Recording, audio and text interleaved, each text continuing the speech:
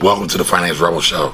I'm sitting here talking to my good friend Kim Babb, the owner of Landlord Docs, LLDocs30.com. So remember that. But we're not going to talk about that just yet.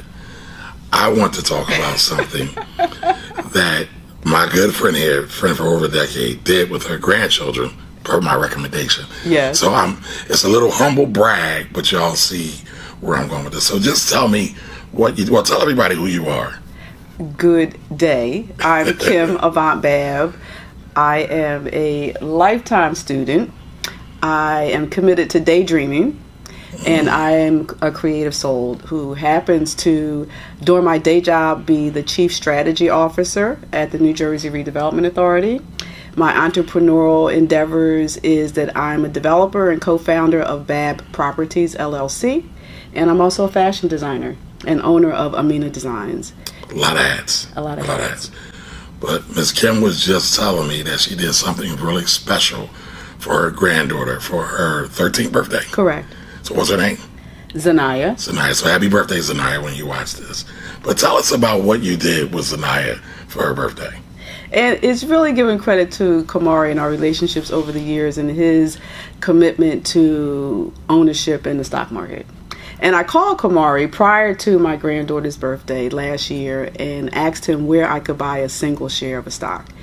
And what I did was I texted, because you know young people are texting now. I texted my granddaughter and I surveyed her on what was her favorite sneaker, what was her favorite game, and also what was her favorite retail store. And she responded to me and she said Nike. So I brought her one share in Nike.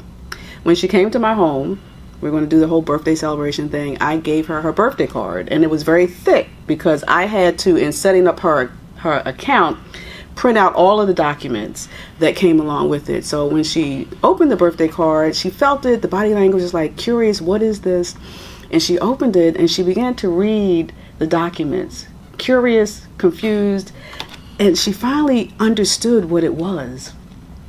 She said, I own Nike. Oh my gosh. And her siblings were around the table, other family members. And she went into an Oprah thing. You need to buy Nike. You need to buy Nike. You need to buy Nike because I own part of Nike. And the effort and the intention was to plant the seed and create a mind shift from consumerism to ownership. And that was the purpose. She is now in it lock, stock, and barrel. She has the stock app on her phone. She's monitoring the value of her stock on a daily basis. And, you know, the objective is to shift that mindset. I think it was successful. And why are you so keyed in on shifting the mindset from consumer to owner? Why is that important to you? It's important because while we are accumulating so much stuff, it's important that we own and get a return on the investment of our involvement in that space. And I believe with the younger generations, it's our objective as the seasoned ones in the village to begin to plant the right type of seeds and to shift those generational mindsets from consumerism to ownership, planting the seed of entrepreneurship. That's why it's important. What do you want to do to cultivate that seed going forward? You got the stock, so what's next? Oh, entrepreneurship. So you want to teach her entrepreneurship? Absolutely. We're already doing that through one of my programs called Pass the Torch, which is under my fashion design company. We mentor youth and adults and teach them the history of fashion, the history of Black history, entrepreneurship, money management, social skills. And so through that program and process, we are giving them examples constantly and stimulating their creative thought and their thought process, you know, around ownership. So you're an ownership advocate. I'm an ownership advocate because you taught me, Kamari, that we have to or should strive to have multiple streams of income. No, you didn't get that one from me, but I don't have a problem with it. Oh, I heard that somewhere. I thought that was in one of your... I talk about it, but I talk about it from... So multi-level marketers talk about multiple streams of income as a sales tactic. Okay. I don't have a problem with multiple streams of income, but I'm a firm believer you have to do what's right for you in the moment. Correct. Most of us aren't at multiple streams of income.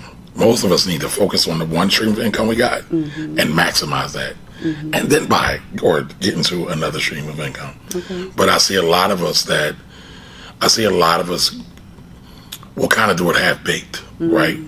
We'll have this one hustle over here, this one hustle over there, and all it's really doing is exhausting your time because you don't have any focus. And that's not to say we can't do multiple things at the same time. What I am saying is that by not having a good focus, you are not getting the most out of whatever asset you're looking to build at any given time. Understood. And so, again, I don't have a problem with multiple streams of income, but listen, you need to do what rich people did to get there. Rich people are using multiple streams of assets to protect their wealth.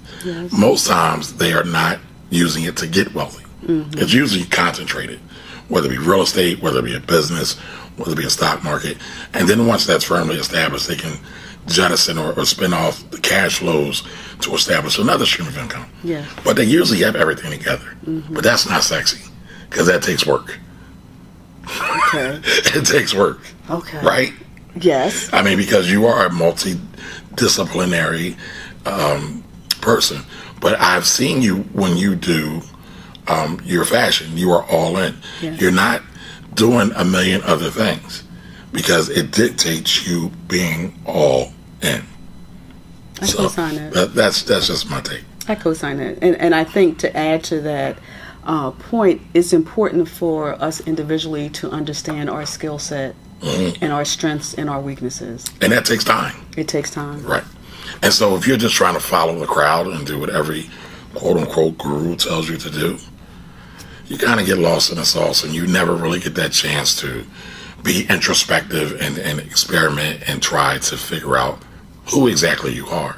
I know that might be a little woo-woo, but it's real. That's real and it's factual. And it shows results, pro or con, to whatever it is that you're trying to do.